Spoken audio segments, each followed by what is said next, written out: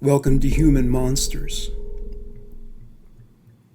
Joseph Michael Swango was born on October 21st, 1954, in Tacoma, Washington, though he spent his childhood in Quincy, Illinois. He was the middle child of John and Muriel Swango. John was a career Army officer, and his mother was a homemaker. Was his childhood dysfunctional in any way? Their mother was quirky enough to refuse to spend money on Christmas wrapping paper. She would just put the children's presents in brown paper bags, like the kind with which you carry your lunch. Certainly nobody gets rich from serving in the military, but if you pinch pennies like she did, you were sure to stretch them into copper wire sooner or later. She would put the gifts in the bags, staple them shut, and shove them under the tree. She may have been a cheapskate, but she was a loving mother, and there was no abuse or neglect, at least not according to what her children recalled years later. The kids rarely saw their father because they grew up during the Vietnam War, and their father's services were very much in demand overseas.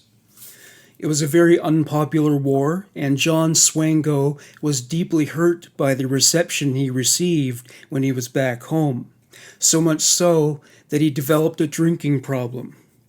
Alcohol is like a magic potion, only instead of granting your deepest held wishes, it just ruins your health and then your life.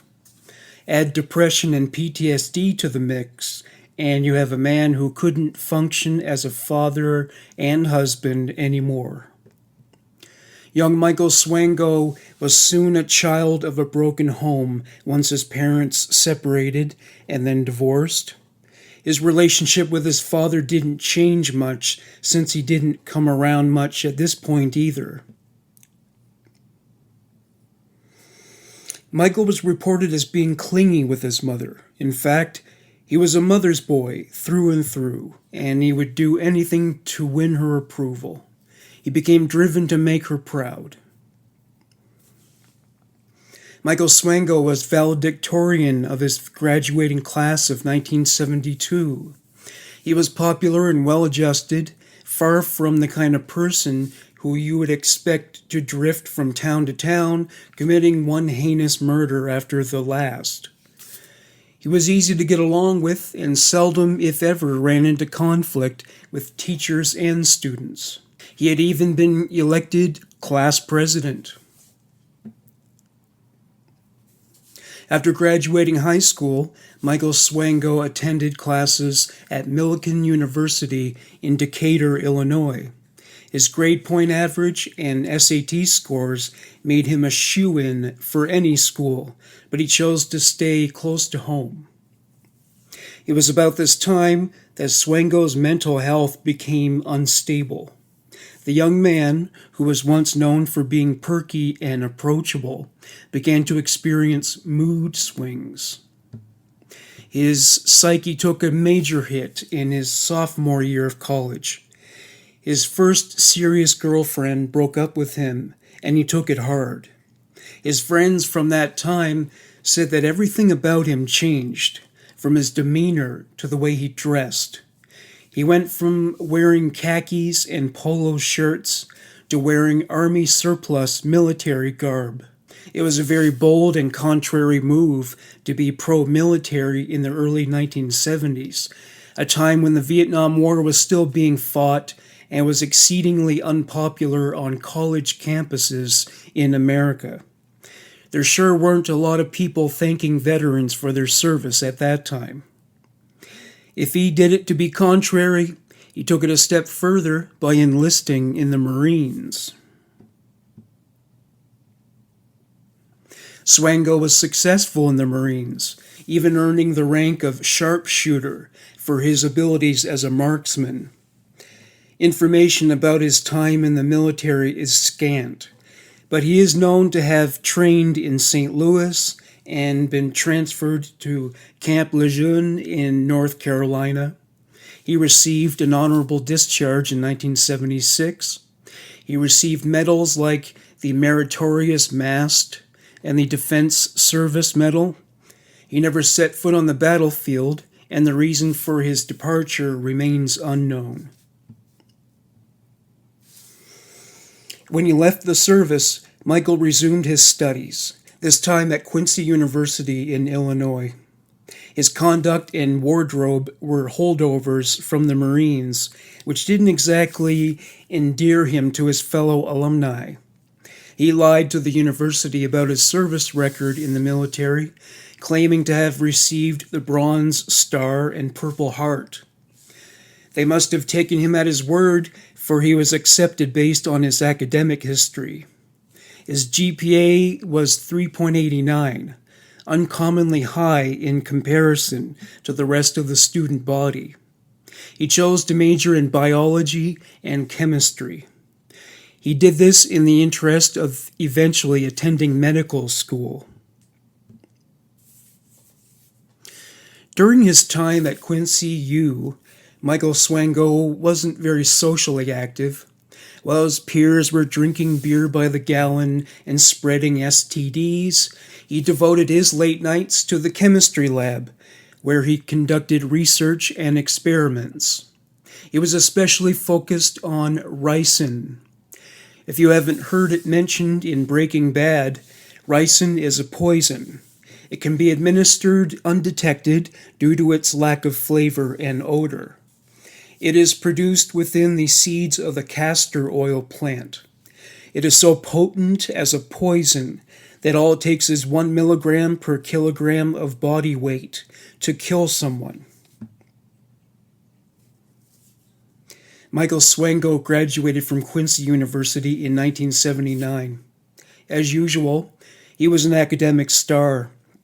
He was given the American Chemical Society Award for Academic Excellence. Swango applied to and was accepted by Southern Illinois University School of Medicine. He was especially focused on pharmacology, toxicology, and pathology. If a course concerned anything along the lines of chemistry, drugs, disease, and deadly toxins, he was sure to enroll. Other students were perplexed by Michael Swango. He would do military-style exercises outdoors on the campus grounds, like push-ups. He also continued to wear military garb.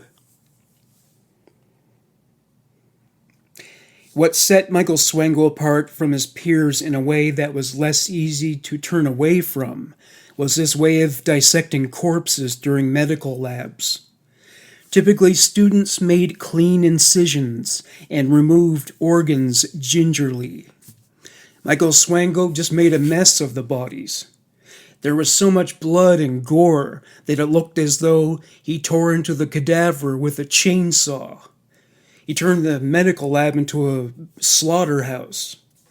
The person who donated their remains to science in hopes that it might play a role in finding a cure for some terminal disease had no idea that a med student would tear it apart like a starving hyena with a fallen antelope. Even Swango himself admitted that it was a real hatchet job. When he presented his findings to the class, he fell back on photos from a medical textbook to explain what he had been doing. Despite that blunder, Michael Swango would go on to excel throughout the rest of medical school. He chose neurosurgery as his specialty. He served a residency in a hospital. While most of the staff disliked him, he did gain the approval of a neurosurgeon named Dr. Lyle Wakaser. While Swango rubbed others the wrong way due to his eccentricities, Wakaser looked upon him as a hard-working genius, feeling that this was more important than being popular. After all, who wouldn't prefer a neurosurgeon who is a genius over one who is only in demand at the water cooler?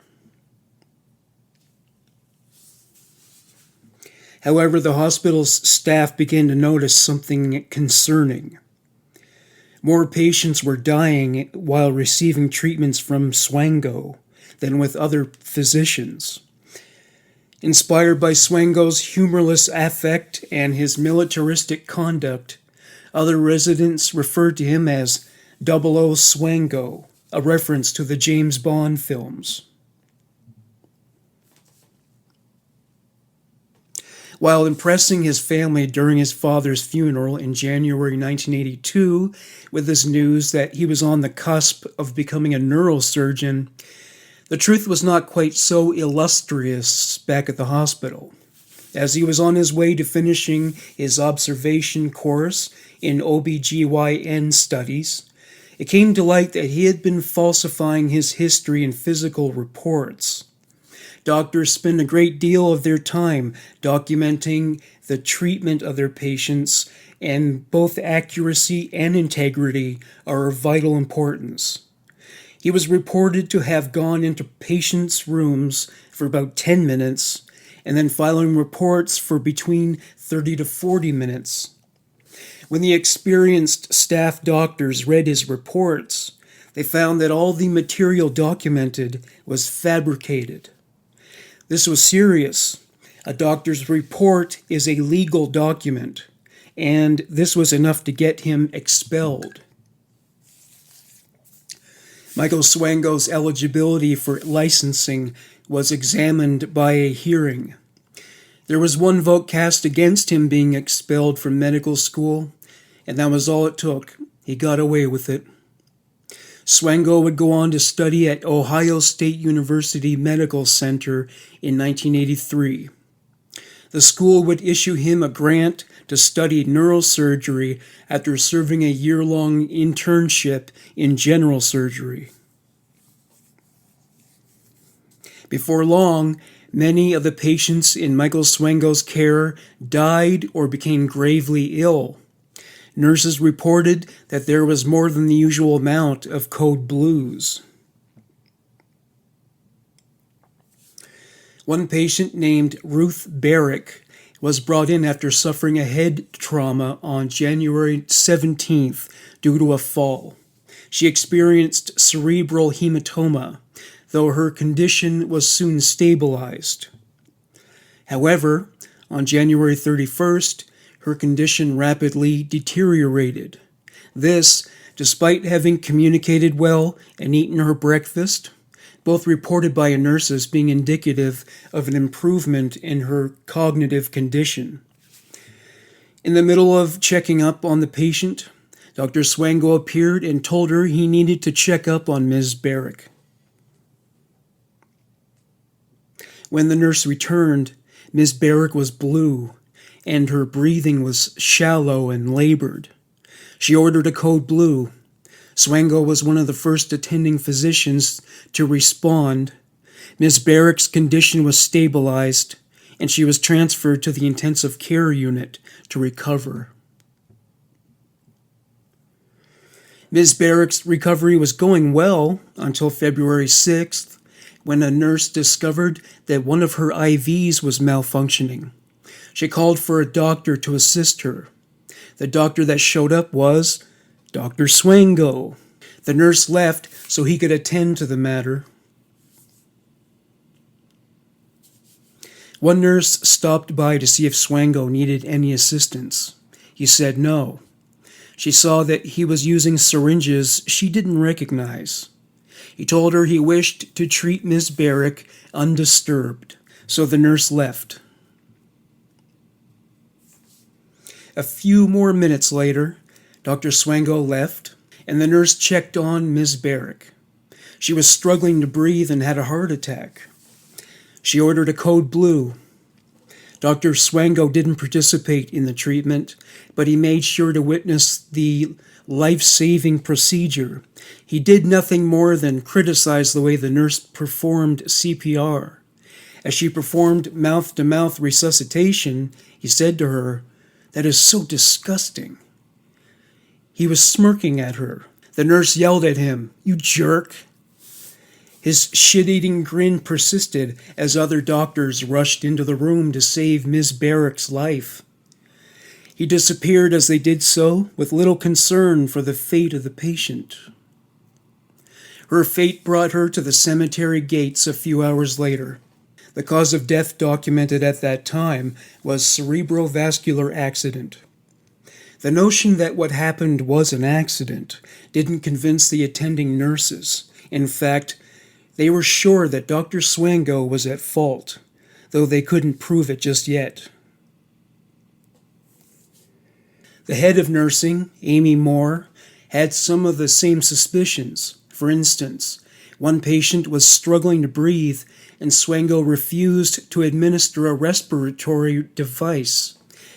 He insisted that her heart should be monitored. The patient had no cardiac issues. It was only her respiratory functioning that needed attention.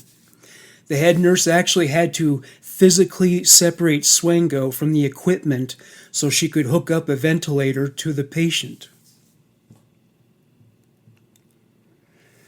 An internal investigation was conducted to find evidence of Swango's misconduct, but there was none immediately available, so the case was closed. Swango was transferred to another wing of the hospital. The staff began to notice that more patients died there than the ward's previous history had indicated. At this point, it was no longer just patients who were becoming violently ill and dying. The same began to happen to staff. On one occasion, he offered to buy lunch for the staff. He came back with a large bucket of KFC that, unbeknownst to the staff, was dusted with poison. After only a few bites, they became seriously ill to the point of vomiting and developing high fevers. The chicken was in better shape. Swango ate his meal out of a separate container and felt fine.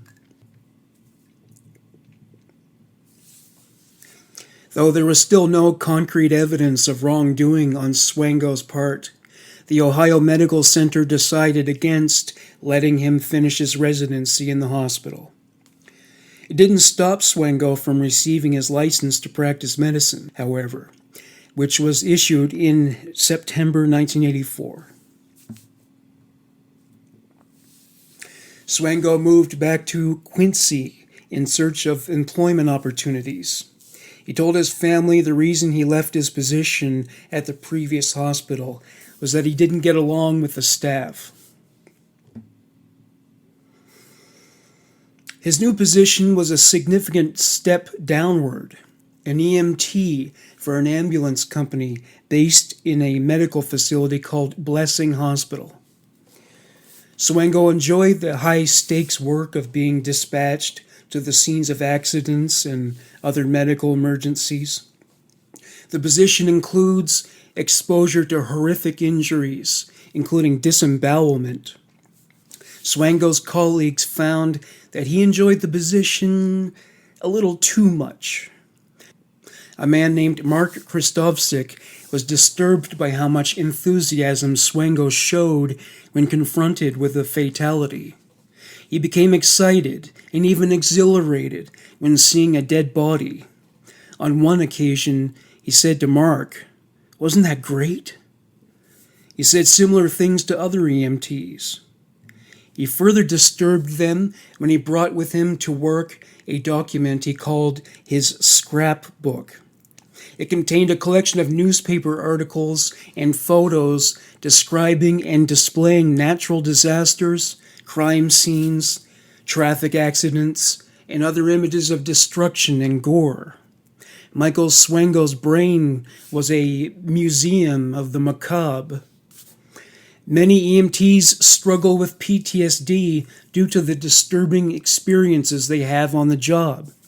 Swango reacted like a color commentator, like death and destruction was all just a game, and the injured and dead were the losers. Some EMTs indulge in dark humor as a coping mechanism, but this was something else entirely. But ultimately, they just assumed it was symptomatic of his eccentricities. They did admire his boundless energy, however, and considering how demanding the job is, it was something many people can only look upon with envy. At this time, Swango was dating a nurse who lived in Columbus named Rita Dumas. He met her during his residency and didn't feed her any poisoned chicken. On a regular basis, he would drive to visit her, drive back to work, sleep in the break room for a half hour, and then report to work. Somehow, he was able to resume his work without relying on coffee, cocaine, or any other of Colombia's imported stimulants to keep him awake. He was a dynamo. Swango's relations were invariably good, even with all the talk of blood and gore and his appreciation for such. One day he brought some donuts for his colleagues. They appreciated the gesture, but they were far less appreciative of the way they felt after eating them. Swango had poisoned the donuts, and they were vomiting in short order, as well as experiencing other symptoms as their immune systems raced to reject the offending substance. They became so sick they had to go to the emergency room and be treated alongside their patients. Nobody suspected Swango of poisoning his coworkers. In fact, the business he purchased the donuts from was accused of failing to meet health code standards. They managed to operate beyond the controversy. This didn't represent the ending of his career as a poisoner.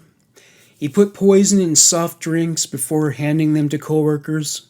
He did the same with a pitcher of tea in the break room. There were some suspicions that he was poisoning people, but there was no evidence. The evidence was found in his duffel bag after he rushed off to an assignment one day. There were containers of ant poison inside. Samples from the tea were sent to a lab, and analysts detected the presence of ant poison. October 26, 1984. Michael Swango was arrested.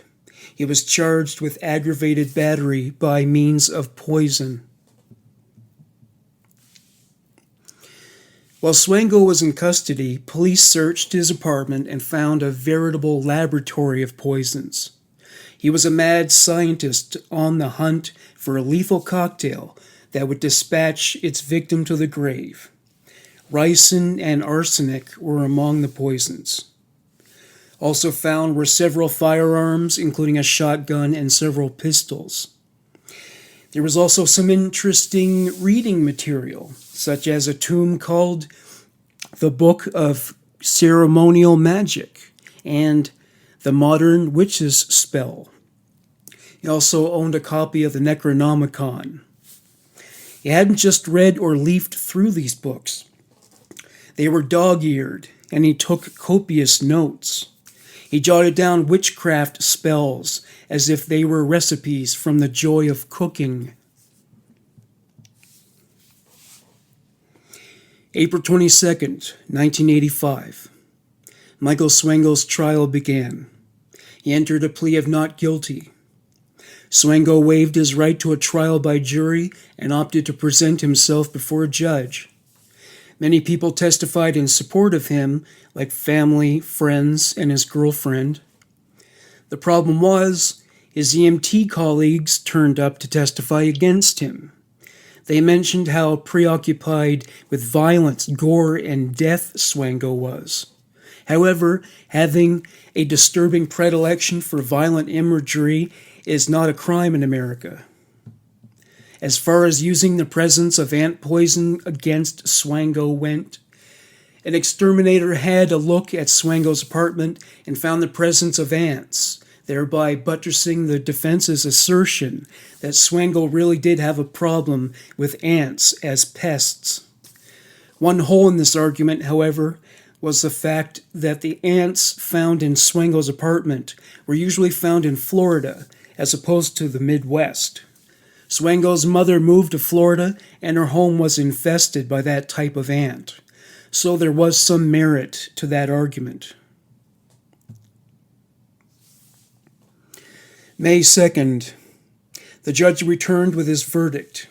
He was quoted as saying the following: "On count 1, aggravated battery, I find the defendant, Michael Swango, not guilty. Those who testified against Swango were so shocked an audible gasp could be heard in the courtroom. However, on the other 6 counts, he pronounced Swango guilty as charged. His girlfriend was devastated. As he was about to be led away by a court officer, he passed her a styrofoam cup. When one of the officers saw this, they slapped it out of his hand before it could reach her. He was concerned that it might be a poisoned beverage. His suspicions were not confirmed. The cup contained a scrap of paper bearing the message, "I love you, Dumas. Hang in there." August 23rd, 1985. Michael Swango was sentenced to 5 years in prison. August 21st, 1987. Michael Swango was paroled.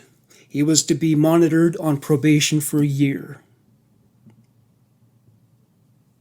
Michael Swango and Rita Dumas moved to Virginia. Swango hoped that he could have his medical license renewed there. When the authorities ran a background check, they did not like what they saw, and his reinstatement was denied. Swango took a significant downgrade professionally and accepted a position at a career development center.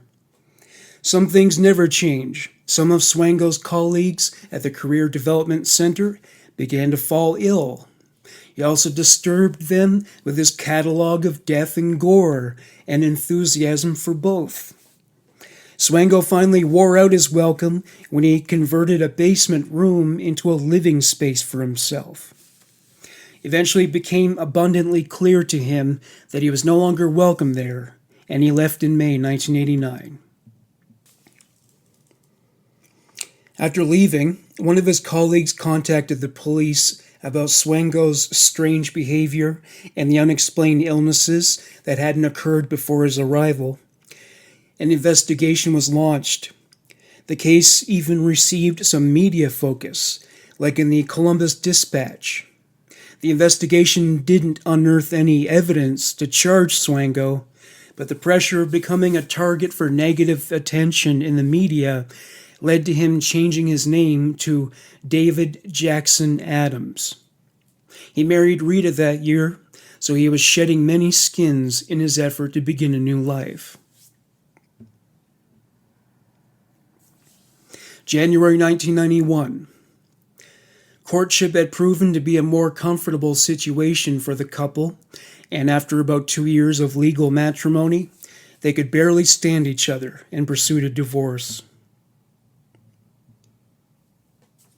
Swango got a new job working for Coal Services, where he worked as a lab technician testing coal before it was to be sent overseas to clients.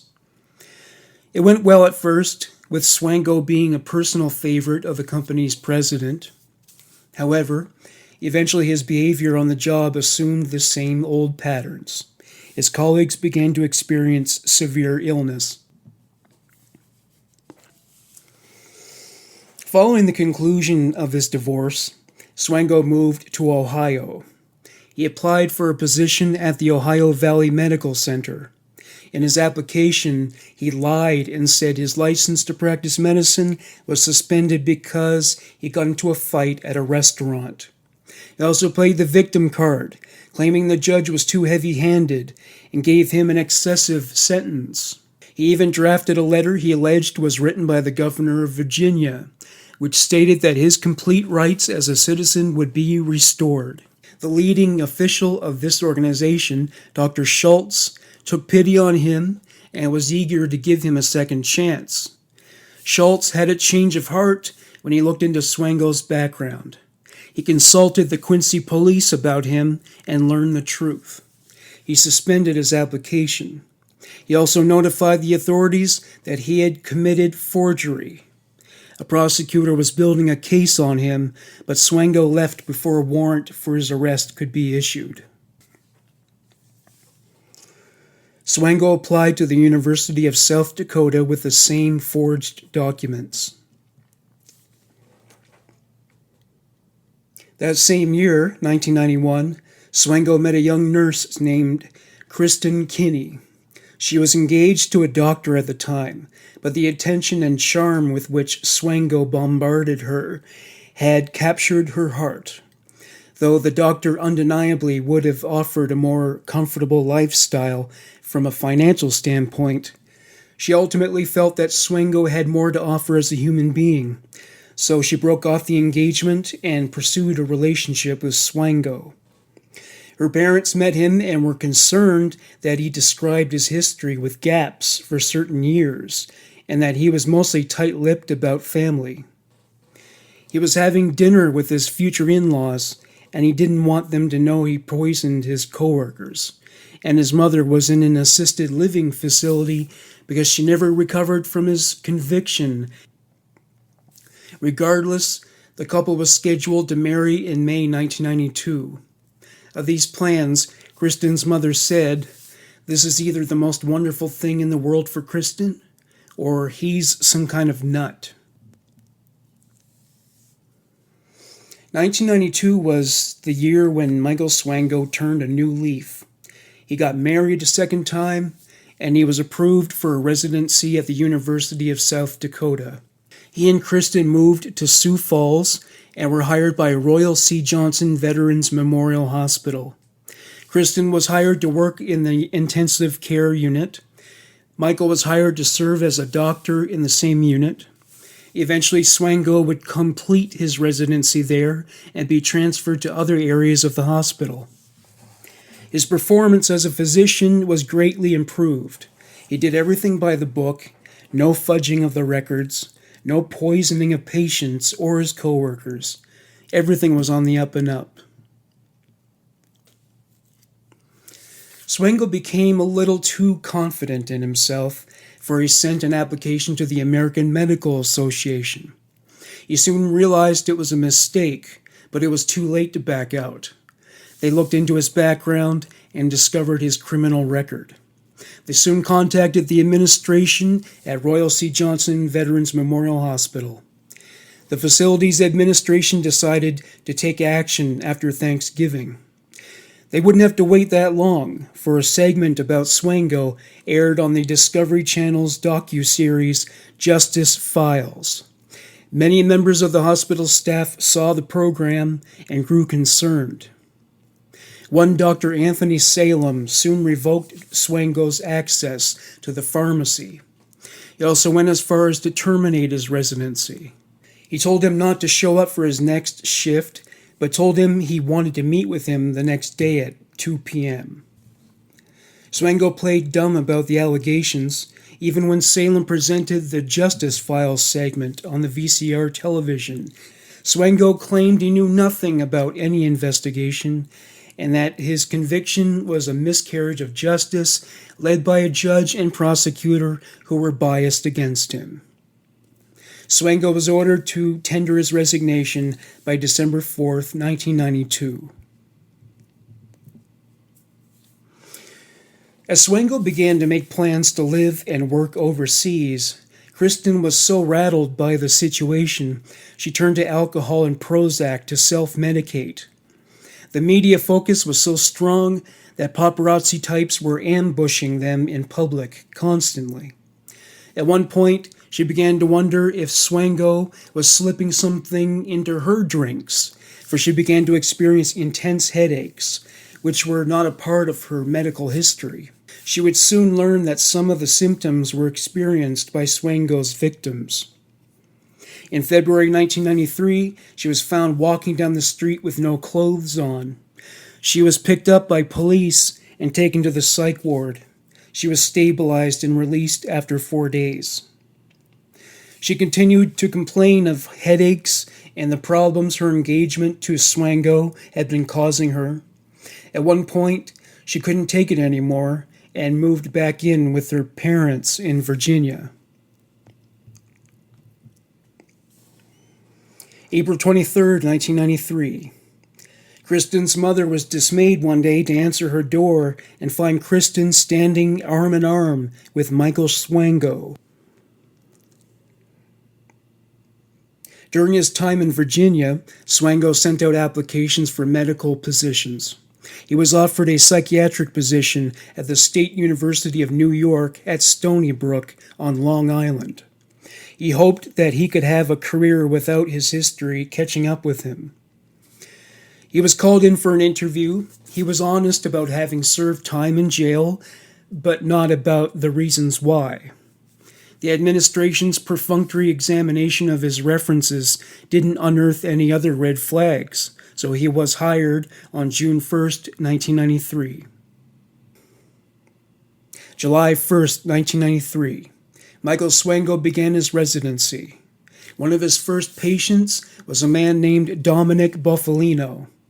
Buffalino was a World War II veteran and in generally good health overall, but he developed some chest congestion, and his family insisted he check into the hospital to stay on the safe side.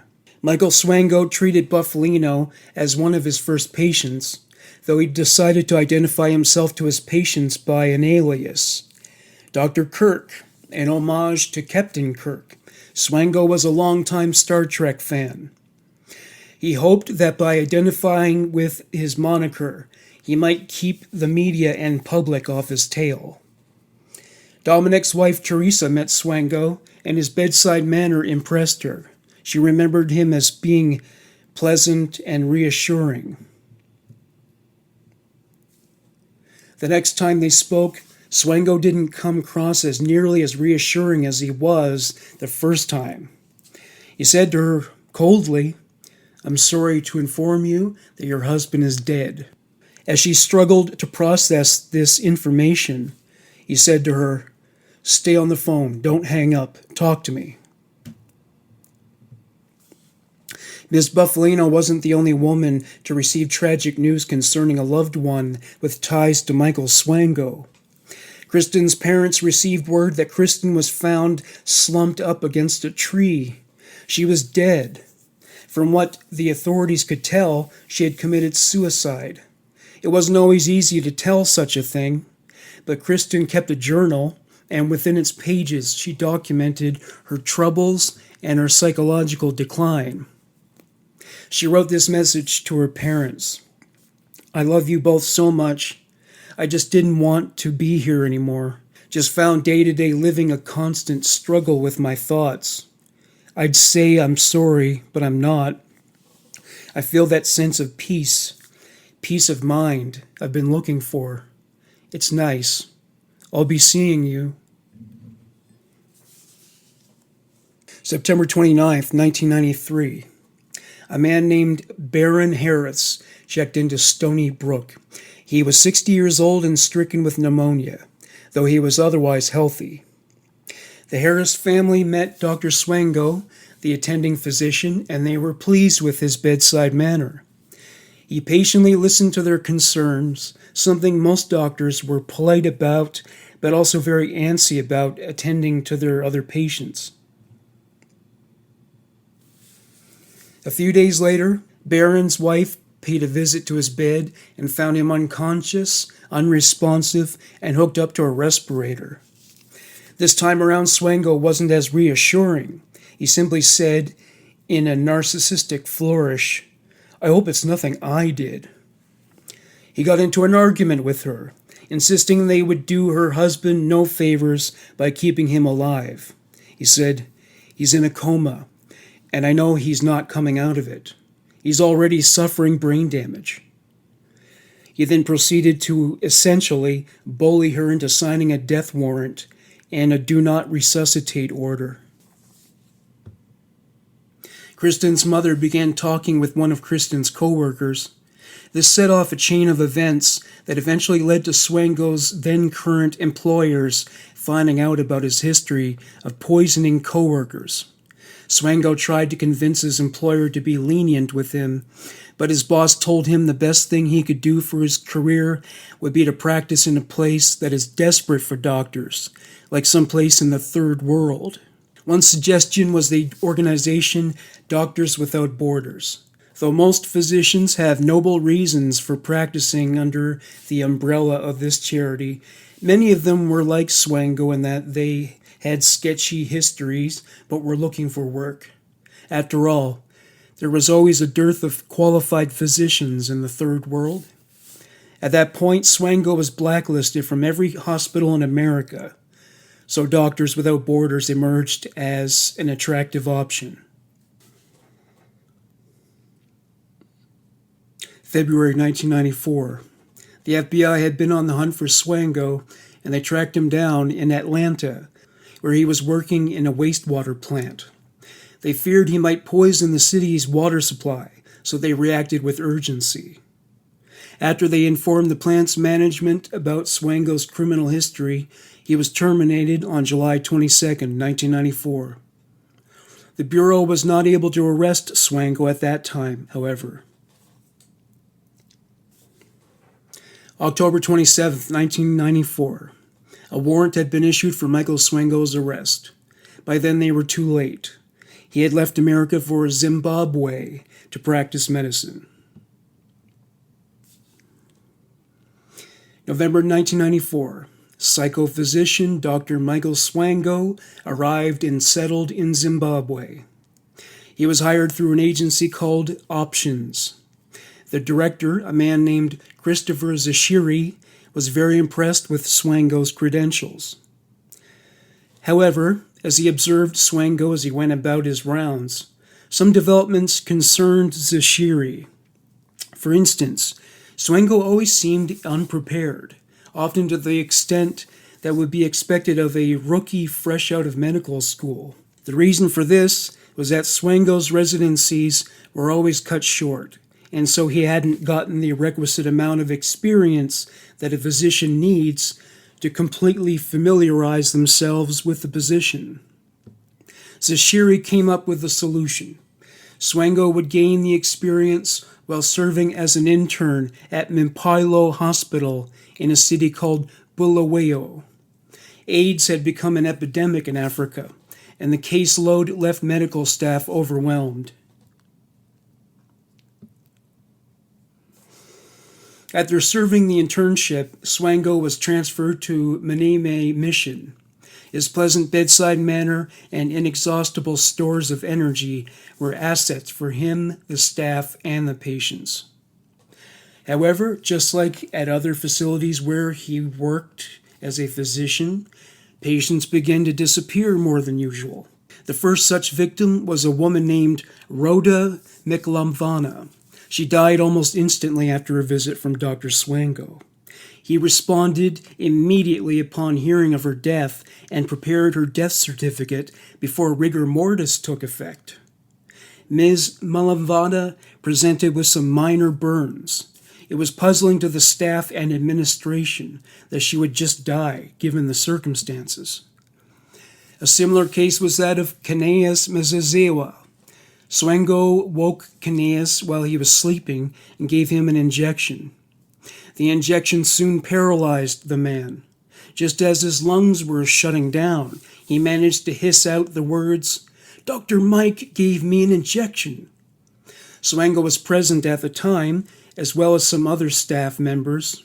Swango insisted that the statement was a product of delusion. Katezo Shevo was recovering from surgery on his leg when some of his relatives observed as Swango performed extra treatments on him.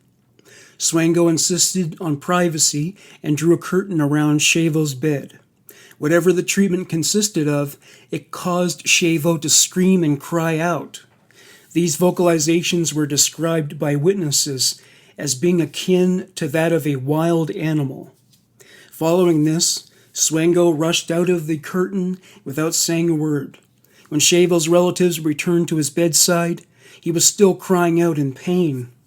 The distress was more than he could endure, and he got to a point where death was more desirable than life with its guarantee of relief from what ails you.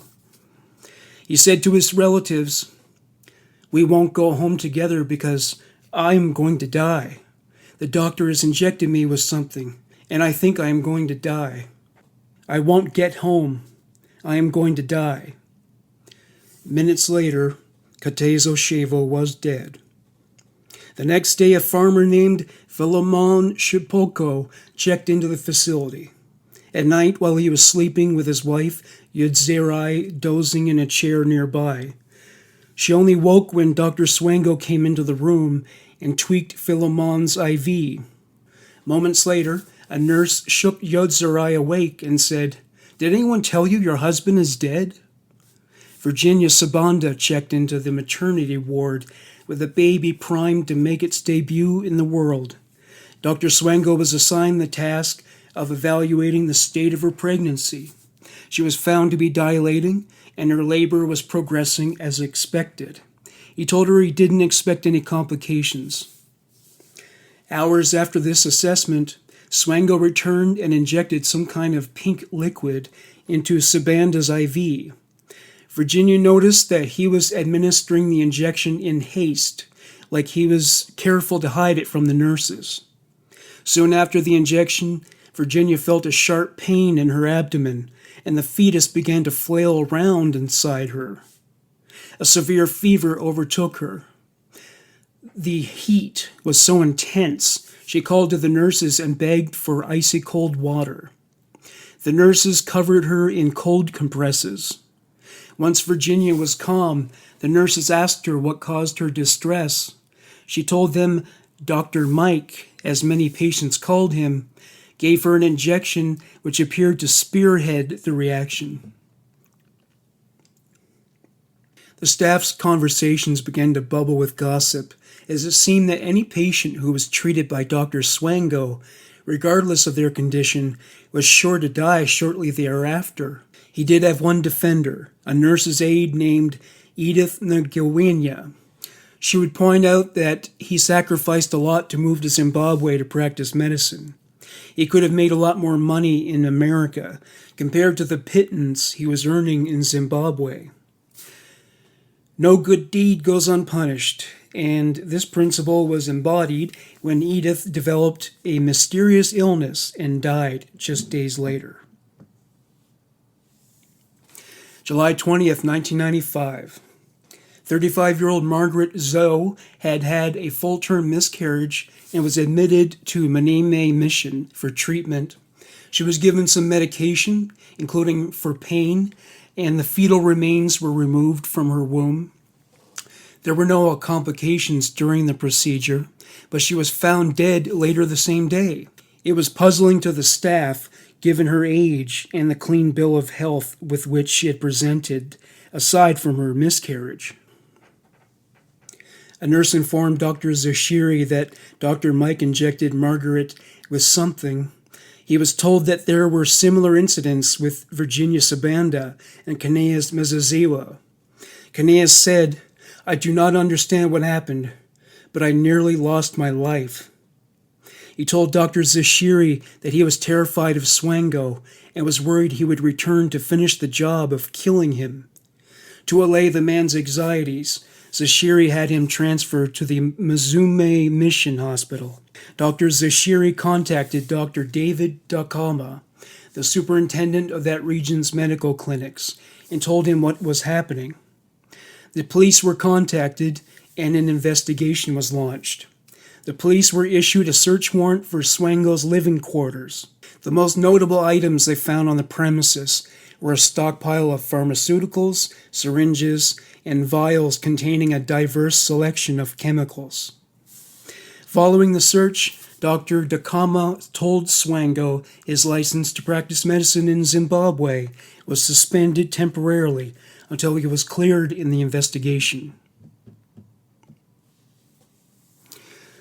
October 13th, Lutheran Church Representative Howard Mpofu informed Michael Swango that he was terminated from the Maneme Mission. Swango got lawyered up and applied for positions in the local hospitals. One Dr. Chabva contacted his former employers in Zimbabwe.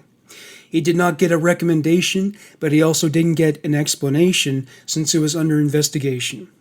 Assuming it was due to some kind of internal issue, Dr. Chabva reinstated Swango. Swango began practicing at Mapilo Hospital. One little perk of this position was a spare room in the facility that went unmonitored. It would play a role as he went about his rounds. A patient was admitted with a garden variety hernia and received a routine treatment. They died in the early morning hours the following day, which was unprecedented given their condition and state of overall health. A patient attempted suicide by drinking hydrochloric acid. It didn't kill him, but it did result in the severe burning of the tissue in his throat and stomach. He was expected to survive, but under Swango's care it was not to be. It was another mysterious illness, but the hospital was so busy coping with the hectic pace that such a patient load brings that the incident was lost in the shuffle. The media would become a thorn in Swango's side once again. A reporter for the Bulawayo Chronicle took to the hallways of the hospital at just the right time. His name was Foster Dongolzi. He was in the middle of asking a switchboard operator if they would page Dr. Swango for him. Just then, Swango walked up behind him and said, "I'm Dr. Swango. Can I help you?" "My name is Foster Dongolzi, and I'm a reporter for the Chronicle." This made Swango very uncomfortable. He backed away with an arm in front of him. He said, "I can't answer that. Talk to my lawyer." He literally ran away to another section of the hospital. March 1996. Dr. Chebva became greatly concerned after everything he had heard about Michael Swango's record as a physician. He summoned him to a meeting in a conference room at the hospital. He was blunt. "Your services are no longer required here." With his career flatlining, Michael Swango managed to pursue relationships with women. One such woman was Joanna Daly. They eventually became inseparable, and he moved into her home. It wasn't long before Joanna and her 3 children began to suffer critical illnesses. At first, Joanna assumed it was the flu or a cold. The children were vomiting and had diarrhea. After Swango made her a cup of tea, she too was stricken by a sickness. A woman he had been seeing named Lynette O'Hare became violently ill, as did her maids. The maids notified Lynette that Swango had been tampering with her food. Swango managed to get a new job at University Teaching Hospital in the capital city of Lusaka. He was terminated when Zimbabwean medical authorities sent out a bulletin to all medical clinics warning against hiring Michael Swango. Swango moved to Namibia and got some temporary work there. This also did not last long, so he moved to South Africa.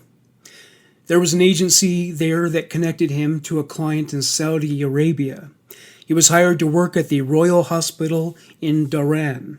The problem was getting transportation to that country while facing so many charges. Complicating these matters even more, Saudi Arabia had a policy that all visitors' visas must have been issued in their country of origin. In other words, Swango would have to go to the United States, thereby risking arrest, with him most likely being detained at the airport. June 27, 1997. Immediately after leaving the plane at Chicago's O'Hare Airport, he was detained by immigration officials and his passport was confiscated. Swango agreed to plead guilty to the forgery charges that were levied against him. He also pled guilty to a charge of defrauding the government in March 1998. In July, he was found guilty and sentenced to 3.5 years in prison. July 11th, 2000. Michael Swango was about to complete a sentence when a huge gross of evidence proved beyond a shadow of a doubt that he was guilty of poisoning patients and colleagues at the medical institutions where he was employed years earlier. He received 3 charges of murder and some comparably minor charges. He was indicted on July 17th. Swango pled not guilty to those charges. There was a real possibility that he could be sentenced to death in New York State or extradited to Zimbabwe. He opted to plead guilty. Michael Swango was sentenced to 3 life terms for the 3 murder charges. To this day, Michael Swango is doing time in a maximum security prison in Florence, Colorado. Thank you for listening to Human Monsters. Bye for now.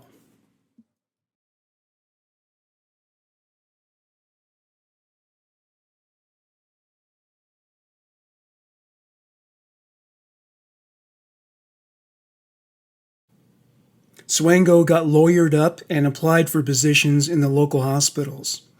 One Dr. Chabva contacted his former employers in Zimbabwe. He did not get a recommendation, but he also didn't get an explanation since it was under investigation. Assuming it was due to some kind of internal issue, Dr. Chabva reinstated Swango. Swango began practicing at Mapilo Hospital. One little perk of this position was a spare room in the facility that went unmonitored. It would play a role as he went about his rounds. A patient was admitted with a garden variety hernia and received a routine treatment. They died in the early morning hours the following day, which was unprecedented given their condition and state of overall health. A patient attempted suicide by drinking hydrochloric acid. It didn't kill him, but it did result in the severe burning of the tissue in his throat and stomach. He was expected to survive, but under Swango's care it was not to be. It was another mysterious illness, but the hospital was so busy coping with the hectic pace that such a patient load brings that the incident was lost in the shuffle. The media would become a thorn in Swango's side once again. A reporter for the Bulawayo Chronicle took to the hallways of the hospital at just the right time. His name was Foster Dongolzi. He was in the middle of asking a switchboard operator if they would page Dr. Swango for him. Just then, Swango walked up behind him and said, "I'm Dr. Swango. Can I help you?" "My name is Foster Dongolzi, and I'm a reporter for the Chronicle." This made Swango very uncomfortable. He backed away with an arm in front of him. He said, "I can't answer that. Talk to my lawyer." He literally ran away to another section of the hospital. March 1996. Dr. Chabva became greatly concerned after everything he had heard about Michael Swango's record as a physician. He summoned him to a meeting in a conference room at the hospital. He was blunt. "Your services are no longer required here." With his career flatlining, Michael Swango managed to pursue relationships with women. One such woman was Joanna Daly. They eventually became inseparable, and he moved into her home. It wasn't long before Joanna and her 3 children began to suffer critical illnesses. At first, Joanna assumed it was the flu or a cold. The children were vomiting and had diarrhea. After Swango made her a cup of tea, she too was stricken by a sickness. A woman he had been seeing named Lynette O'Hare became violently ill, as did her maids. The maids notified Lynette that Swango had been tampering with her food. Swango managed to get a new job at University Teaching Hospital in the capital city of Lusaka. He was terminated when Zimbabwean medical authorities sent out a bulletin to all medical clinics warning against hiring Michael Swango.